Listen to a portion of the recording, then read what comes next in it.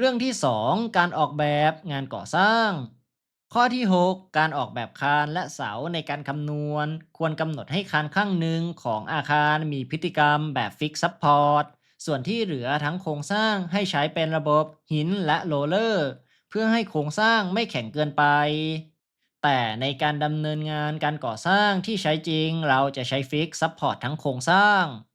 ข้อที่7การคำนวณคานที่มีความยาวมากกรณีคิดคานแบบ Simple Beam ซึ่งโมเมนต์ดัดกลับสูงสามารถแก้ด้วยการเปลี่ยนวิธีคิดคานโดยเปลี่ยนคานเป็นแบบ Continuous Beam จะช่วยลดโมเมนต์ดัดกลับได้แต่ต้องเป็นคานยาวที่มีซัพพอร์ตมากกว่า1จุด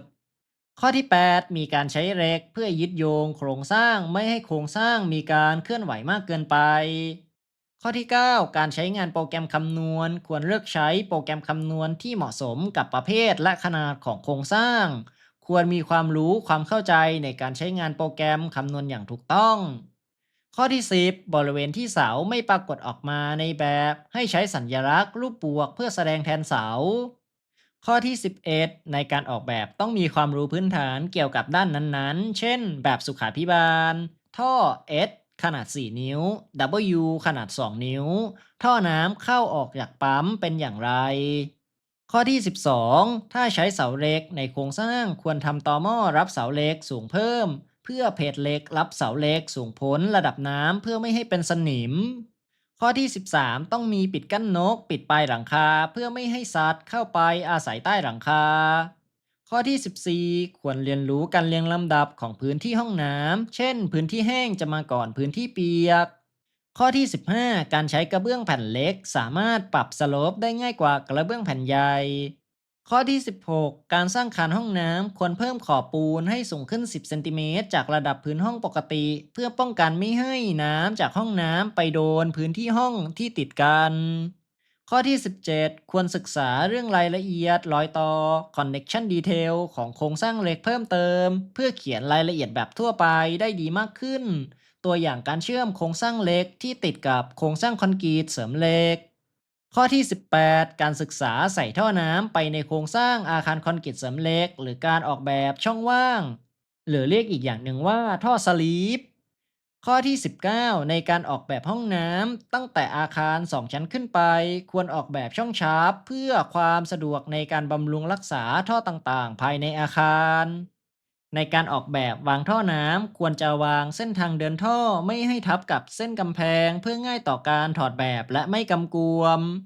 ข้อที่21การวางสายฉีดชำระต้องไม่เกิน60เซนติเมตรจากโถสุขภัณฑ์เพื่อความง่ายต่อการใช้งาน ข้อที่22หากห้องทำงานอยู่ติดกับพื้นที่ว่างที่ไม่ได้ใช้งานควรยกพื้นที่ห้องทำงานสูงขึ้น10เซนติเมตรเพื่อง่ายต่อการทำความสะอาด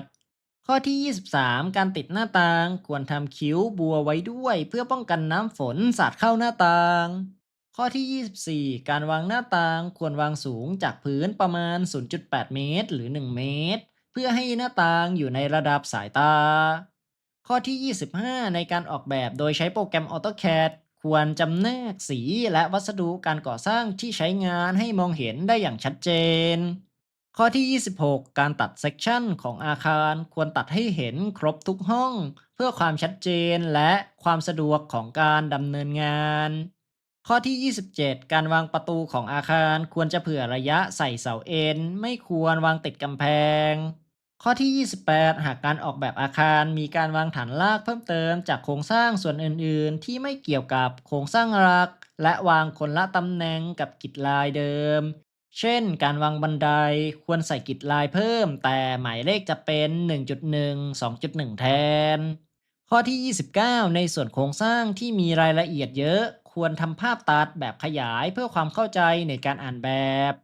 ข้อที่30ควรใส่ตาข่ายใต้หลังคาที่ยื่นออกจากอาคาร ข้อที่31ช่องว่างระหว่างโถปัสสาวะชายควรกว้างไม่ต่ำกว่า70เซนติเมตรเพื่อความสะดวกในการเข้าใช้ ข้อที่32การออกแบบบันไดจำนวนลูกตั้งควรจะเป็นเลขคี่ตามห่วงจุ้ย ข้อที่33การออกแบบระบบสุขาภิบาลควรศึกษาสัญลักษณ์ท่อประปาและอุปกรณ์ในระบบสุขาภิบาล ข้อที่34สำหรับท่อน้ำเสียควรใส่ท่อระบายอากาศ โดยท่อระบายอากาศต้องมีเส้นผ่านศูนย์กลางเท่ากับครึ่งหนึ่งของท่อระบายน้ำเสียที่ต่อเข้า ข้อที่ 35 ห้องน้ำควรจะเป็นโครงสร้างคอนกรีตเสริมเหล็ก เพราะถ้าใช้โครงสร้างเล็กอาจจะเกิดสนิม ข้อที่ 36 ต้องมีลายเซ็นวิศวกรและสถาปนิกกำกับในเอกสาร ข้อที่ 37 ควรใส่บานเกตระบายอากาศตรงผนังใต้หลังคาเพื่อระบายอากาศ ข้อที่ 38 ใส่ฝ้าระบายอากาศใต้มุมหลังคาที่ยื่นออกจากอาคารเพื่อระบายอากาศ ข้อที่ 39 ควรศึกษารูปแบบของโครงสร้างคานรูปแบบอื่นๆที่ไม่ใช่คานราบ ข้อที่ 40 การใช้ท่อประปาต้องเลือกขนาดให้เหมาะกับแรงดันน้ำตัวอย่างเช่นแรงดันน้ำประปาภายในบ้านทั่วไปจะอยู่ที่ประมาณ 1.5 ถึง 2 บาร์ท่อ PVC ขั้นต่ำมอกจะอยู่ที่ 5 บาร์ซึ่งสามารถใช้งานได้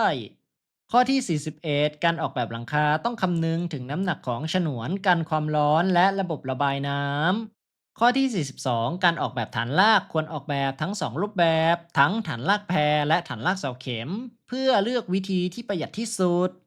ข้อที่ 43 ควรใส่ระดับฝ้าห้องให้ชัดเจนเพราะห้องน้ำระดับพื้นจะอยู่ต่ำกว่าห้องปกติ ข้อที่ 44 ควรระบุลูกศรความชันสำหรับพื้นที่ต่างระดับในอาคารให้ชัดเจน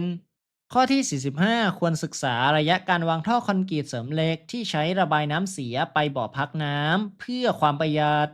ข้อที่ 46 ศึกษาการออกแบบการวางแนวคานเพื่อให้คานสามารถรับน้ำหนักของโครงสร้างได้อย่างมีประสิทธิภาพ ส่วนใหญ่จะวางแนวคานตามการก่อผนัง การเลือกแนวการวางแผ่นพื้นสำเร็จรูปภายในอาคารเราจะพิจารณาการถ่ายแรงลงคานหลักก่อนเสมอ